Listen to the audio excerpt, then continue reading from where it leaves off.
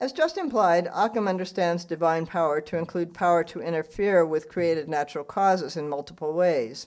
By suspending their action, with the boys in the fiery furnace, by acting alone to produce the effects God could produce with their cooperation, solo divine action, by making naturally united, really distinct things to exist separately, for example, accidents without substance, substance without accidents, matter without form. God can make things distinct in place and subject to exist without one another. God can make all the material parts of a substance and or multiple distinct bodies exist in the same place at the same time, and so on. Ockham repeatedly uses premises about what God can and cannot do in nature to make explicit the modal properties of things here below. But except for miracles reported by the Bible and the saints, and divine policies to produce special effects in the sacraments, divine interference is rare. God, for the most part, cooperates with natural causes to produce their natural effects, and so Aristotelian science can get on with its work. Let's see. Ockham's God is a free agent, possessed of the liberty of indifference with no obligations to anyone other than God's self. As for Scotus, so for Ockham, law is a jurisprudential concept that is relevant only to voluntary agents.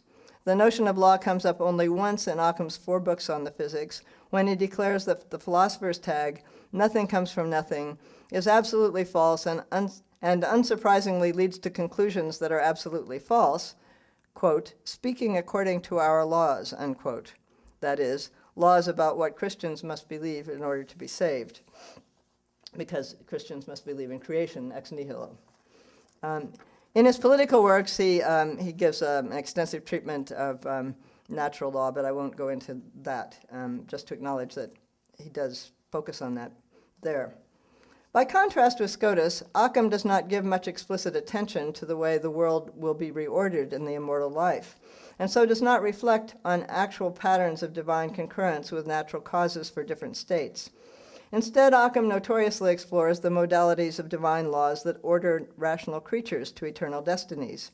Ockham insists that these are positive laws, both because God has no obligations to creatures and because nothing about creatures, even exemplary moral performance, is intrinsically and naturally worthy of eternal life. So he says God could annihilate humans at death, God could put St. Francis in hell and Hitler in heaven, and so on and so on. Ockham probes these possibilities neither to scandalize nor to threaten, but to amplify our amazement at what divine soteriological laws actually do, namely align merit and divine acceptance with morally virtuous performance and sacramental participation in such a way as to give it eternal significance. Conclusion: powers, laws, and the order of the world. Aquinas, Scotus, and Ockham were Aristotelians in natural philosophy. They took for granted that natural agency is to be explained in terms of formal functional principles and or powers in the natural agents themselves. What sublunary agents don't explain finds explanatory ground in causal powers of the heavens, or the separate substances, or ultimately in an omnipotent God.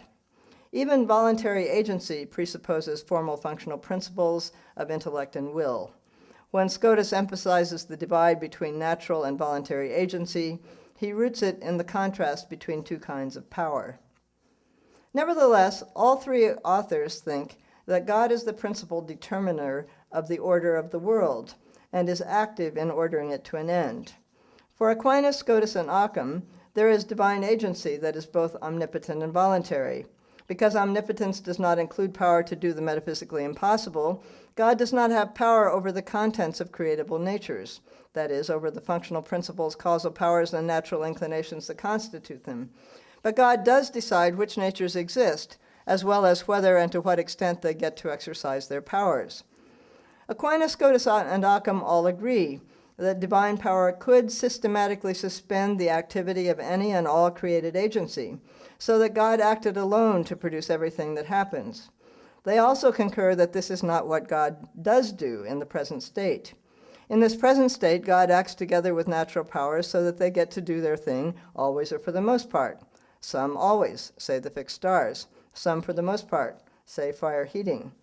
There are miracles.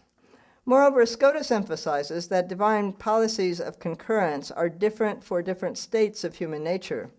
In this present life, he argues, God systematically refuses to cooperate with immaterial objects in causing cognitions in the human intellect. In the immortal life, God will systematically withhold concurrence with natural causes of generation and corruption. His predecessor Bonaventure insisted that many natures that exist now, plants and non-rational animals, will no longer exist then, and the heavens and the elements will no longer be permitted to do their thing. Divine power also orders created voluntary agents, not only by planting self-evident natural laws into their minds, but also by instituting and promulgating positive laws to organize communities, to order them to an eternal destiny, and to give their actions eternal significance.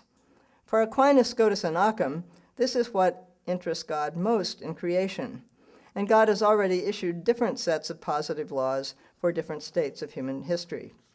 Thus, according to Aquinas, Scotus, and Ockham, there have already been several different world orders, with a more radical change yet to come. What differs in the different states is not the natures and their contents, but the stable system of laws and policies that God has established. Thank you.